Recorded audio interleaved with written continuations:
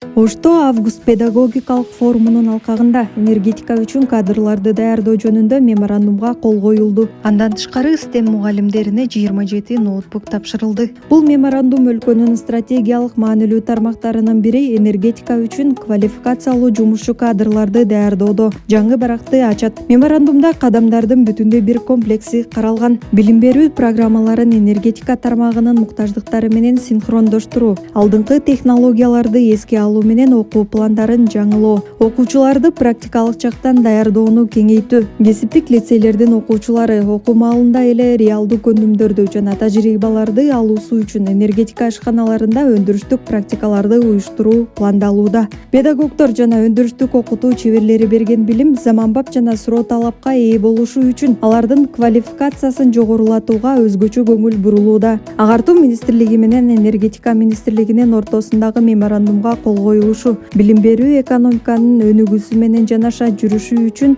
ал эми жаш адистер диплом гана албастан өз келечегине ишеним артуусу үчүн маанилүү кадам.